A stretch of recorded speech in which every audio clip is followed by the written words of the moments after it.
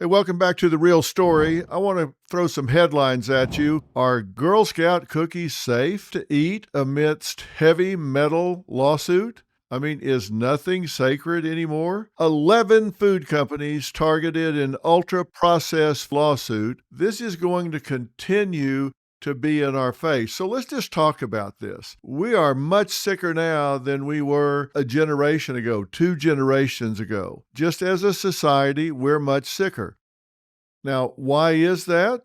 I suppose that's an open question, but I think everybody is very suspect that we are poisoning ourselves with chemicals. Everyone knows fast food burgers don't look like the photo that you see on the billboards. What does that have to do with the chemicals that are put in them? It all has to do with false advertising, hiding the ball. There was a recent Burger King lawsuit where it claimed that the ads showed that the Whoppers were 35% bigger in the ads than the real thing. All right, look at this side by side. There it is. There's a burger on the left.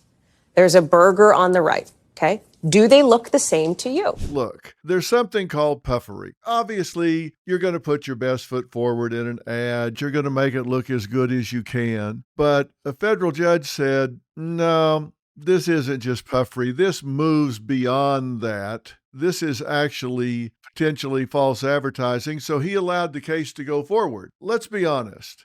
When's the last time you pulled a burger out of a bag that looked like what you saw on the billboard? It just doesn't happen. And it's not just about the size of the burger. This is just the tip of the iceberg. There are real dangers out there. What's actually in our food that is making us sicker generation after generation? Well, as we get to looking at it, there are heavy metals in the food we're feeding our babies, little baby food. PFAs, pesticides in cookies. Even there's a discussion now about fluoride in toothpaste, and there are no warnings. Look, these are marketed to children and ultra-processed foods designed to hook kids for life.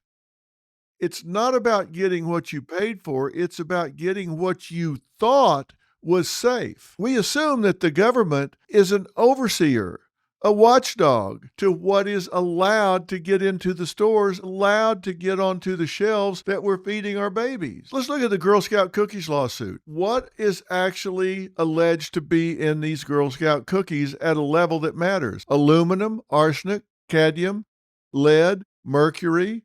You say, okay, I'm eating something healthy here. A lot of these things have more sugar than a candy bar. The baby food lawsuit. Heavy metals causing alleged brain damage, contributing to autism, ADHD, an ultra-processed foods lawsuit. Kraft, Heinz, Nestle, Mars, Coca-Cola, all accused of designing UPFs that are linked to chronic disease and obesity. And the labeling lawsuits are on the rise. What does it mean when they say natural, real fruit, healthy, no artificial flavors? General Mills was sued over gushers, synthetic additives. Look, there are poisons in the packaging. Junk foods are engineered to addict. Whenever you start eating these, they are actually engineered chemically to cause you to crave them. The more you eat, the more you crave. Do you like the Tootsie Roll Marshmallow Twizzler roll better than the Butterfinger Junior Mint Chocolate Chip Jujube roll? Hey, call me crazy, but I just don't think Butterfingers go with Jujubes. This isn't marketing, it's manipulation. When you put profits before people, people are going to get hurt. And when you've got consumers plus lawmakers that are responding, it's time. I mean, come on. We need to start pushing back. We're sicker generation after generation. We have a higher level of chronic disease among children than we've ever had before. There's $14 billion a year spent on food ads. 80% promote candy, soda, fast foods. Candy, soda, and fast foods. 80% of $14 billion. Now, kids see over 1,000 junk food ads a year. Hear what I just said. Kids see over 1,000 junk food ads a year. New York has a predatory marketing prevention act that's aimed to stop this. It limits deceptive food ads aimed at children. It targets digital ads for high sugar, low nutrition products. Fluoride. The Texas AG investigation, they're seeing, look, do we really need this? Fluoride, to a degree, is good, builds strong teeth, right? But when it shows up in toothpaste and in water, you start adding this together, you can get too much, and that can be very toxic. Colgate and Crest are under fire. They're accused of targeting children with high fluoride products. High fluoride, not at low levels, not at healthy levels, linked to IQ loss. Now, how do we fix this? Well, there are 3 don'ts. Don't be quiet, don't believe everything you hear, and don't wait. Take a stand now. Small steps, a little at a time, across the rest of this year, across all of next year, can result in big results. We need to demand that big food companies stop the deception. If you just stop buying those products until they have truth in labeling, until they tell you what you're really getting, then they will immediately respond. Look, they're in business to make money, and they should be. We shouldn't hold it against these companies that they want to make a profit. They need to make a profit, or they won't be in business, and we need their products. But there needs to be a strong code about how they go about it. Demand that these big companies stop the deception and have transparency. And put your family's health first. Look, this is why Merit TV teamed up with the MAHA movement to demand change. Ads are meant to convince you to buy something. And they should. That's okay. Ads are supposed to do that, but they should also have truth in advertising.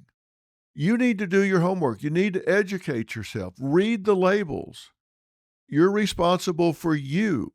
And if you take a stand now, these small steps will add up. We can become an army. We can become a movement that can actually be heard by these companies. You can pick a food to swap out. Sugary sports drinks, for example. You can swap that out for coconut water. Seed oils for olive oil or avocado oil or beef tallow. Shop around the perimeter of the grocery store. Why? Because that's where they change foods out all the time, because those foods rot if they're not purchased and eaten, because they're natural, they're organic.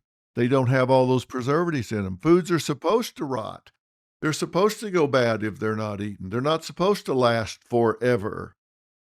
That's why they're on the perimeter of the grocery store, so they're easy to get to, because they have to change them out often because they go bad. Introduce a new food to your children each week. Trust me, their palates are learned, and they'll find something in there that they like. So these are just little steps that you can take, but it takes action on your part, my part, all of our part.